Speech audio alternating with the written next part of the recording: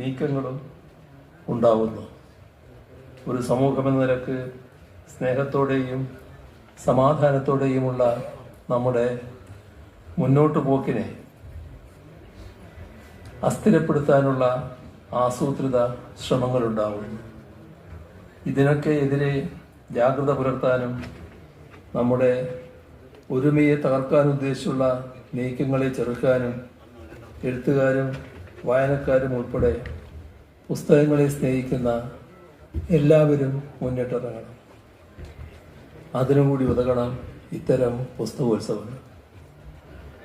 കഴിഞ്ഞ പുസ്തകോത്സവത്തിൽ ഒരു നിർദ്ദേശം മുന്നോട്ട് വെച്ചത് ഈ ഘട്ടത്തിൽ ഓർക്കുകയാണ്. യുനെസ്കോക്ക് ഓരോ വർഷവും ഓരോ നഗരത്തെ ലോക പുസ്തക തലസ്ഥാനമായി അംഗീകരിക്കുന്ന ഒരു പദ്ധതിയുണ്ട്. ഡൽഹി ഈ വിധത്തിൽ ഒരിക്കൽ അംഗീകരിക്കപ്പെട്ടിട്ടുണ്ട്.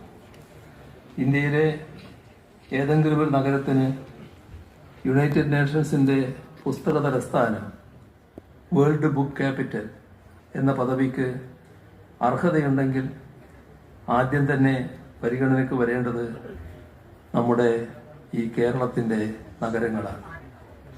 ഈ വിധത്തിലുള്ള ഒരു പരിഗണന നമുക്ക് ലഭിക്കുന്നതിനായി ശ്രമിക്കണം എന്തായിരുന്നു കഴിഞ്ഞ പുസ്തകോത്സവത്തിൽ മുന്നോട്ട് വെച്ച നിർദ്ദേശം. അത് ബഹുമാനപ്പെട്ട നിയമസഭാ സ്പീക്കർ ഗൗരവത്തിലെടുക്കുകയും അതിൻ്റെ അടിസ്ഥാനത്തിൽ നടപടികൾ നീക്കുകയും ചെയ്യുന്നുണ്ട് എന്ന് കാണുന്നത് സന്തോഷകരമാണ്.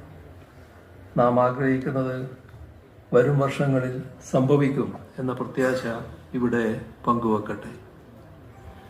വായനയുടെയും എഴുത്തിൻ്റെയും കാര്യത്തിൽ സമ്പന്നമായ ഒരു പൈതൃകം Kerala നിയമസഭയ്ക്കുണ്ട്.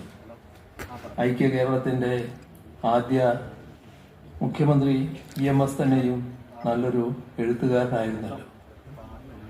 EMS, Joseph Mundassery, Thoppil Bhasi, EK Nayanar, C Achutha Menon, CH Muhammad Koya, NE Balram, MB Veerendra Kumar, P Govinda Pillai, MK Sanu, Kadammanitta Ramakrishnan, അങ്ങനെ എത്രയോ പേർ.